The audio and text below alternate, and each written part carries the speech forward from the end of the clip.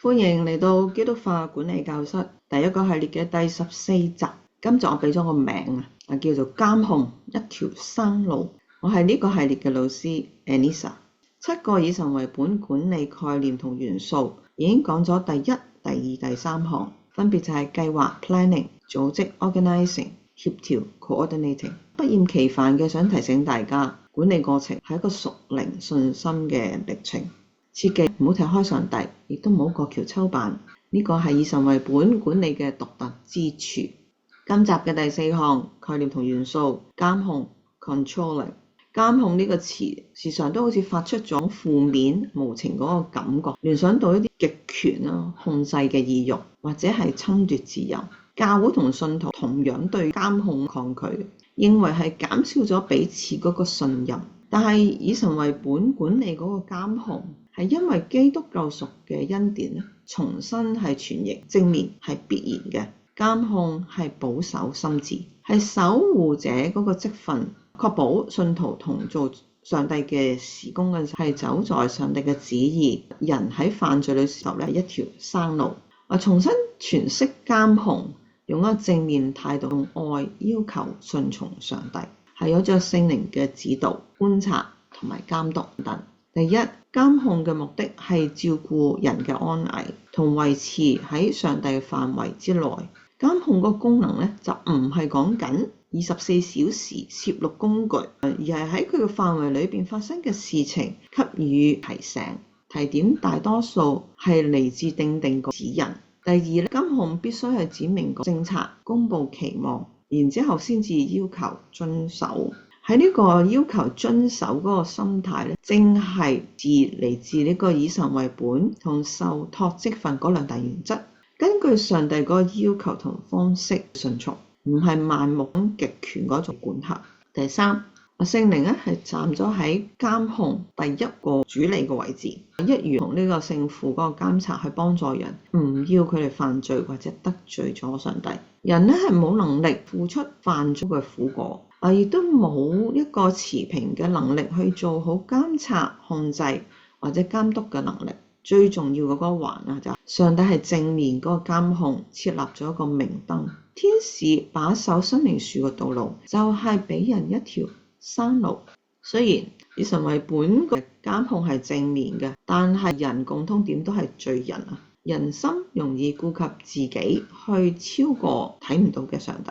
邊個監控邊個呢？係一個關乎權力嗰個問題。權力容易帶嚟負面嗰個影響。監控嗰個關鍵唔在於嗰個工具同嗰個科技，而係在於一個不斷成長嘅基督徒屬靈生命，建立基督徒嗰個品格同健康嘅屬靈生活，攻克己身，制服自己嘅身體。既然大家都係僕人同學徒，受聖靈呢位老師嘅教導同監管，其實係一件好事嚟㗎。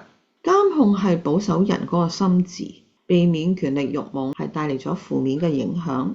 管理人行使嗰個監控時候，負面影響係常見嘅。焦點就因為冇咗以神為本呢一個內在個心智嘅防護，面對撒旦同屬肉體嘅時候，靠住自己實際速度同競爭力，咁呢啲係唔足夠嘅。更遑論去面對其他名利、政治、角力、權力嗰個鬥爭，出現咗唔公義或者貪食之類。正面監察、配合溝通，幫助人審視自己嘅行為、信念同埋感受。呢一個就係心意更新個心路歷程，明白上帝喺其中嗰個計劃同工作進度嗰個信心之旅。有咗監控輔助穿上新我。呢個新我咧係照着上帝嘅形象做嘅，係有從真理嚟嘅公義同埋聖潔。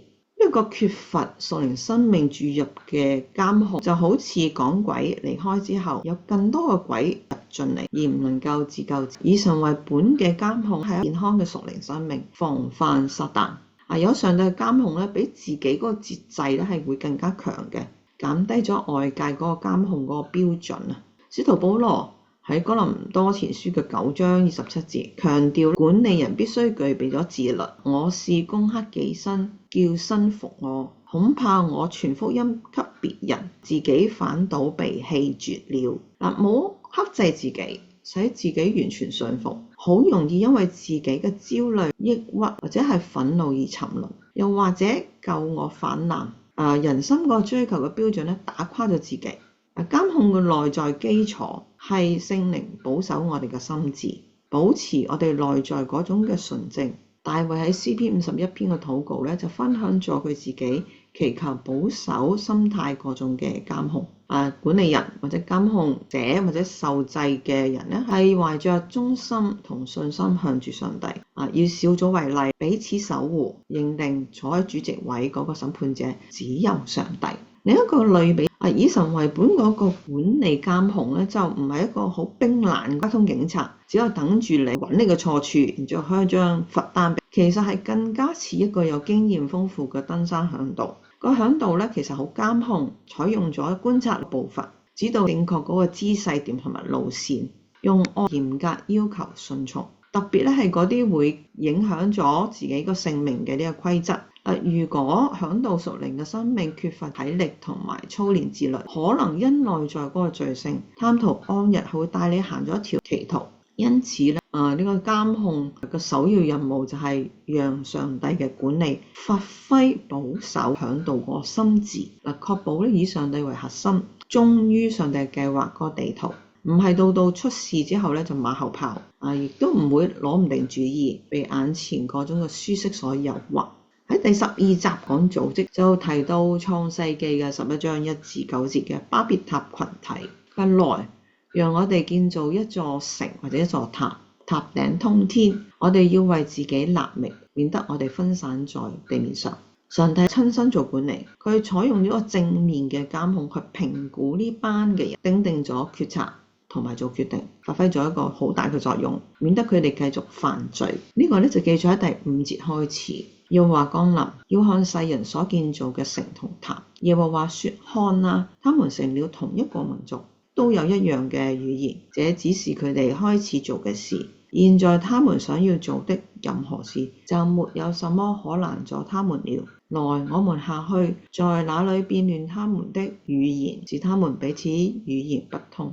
呢個就係上帝插手俾佢哋一條山路，免得佢哋到咗一個萬劫不復嘅地步。小總結嘅時間，以神為本嘅管理監控同樣係經過呢個重塑嘅過程嘅。從呢個近代嘅觀察、監察同督導嘅理解咧，到呢一個重塑之後，先會出現正面嘅態度。上帝要求用愛去順從，跟住以神為本呢4大嘅原則咧，俾管理人嗰個屬靈生命嗰個成長，攻克己身，向着正面嗰個影響發展。有咗聖靈嘅守護同埋引導，學習上帝嗰個守護，係使到人咧不至於得罪上帝。挑戰嘅問題嚟啦，腦震盪問題，監控要求用愛去順從上帝。咁喺咩情況之下容易將用愛變成呢個討好呢？或者將要求順服變成咗打壓呢？採用以神為本個管理嘅監控，點樣發揮愛同埋公義呢？第2條問題，當需要糾正或者指出同工嘅錯誤嘅時候，就好似馬太福音18章15至17節嗰個情況，如何確保自己實踐正面嗰個態度嘅監察、觀察或者督導，而唔係凌駕於人嗰個控制去做審判。俾你個人嘅挑戰題目，是否已意識到抗拒監控呢？點解懼怕被監督？有咩負面想法出咗嚟呢？有冇出路呢？留言俾我，一起討論分享心得。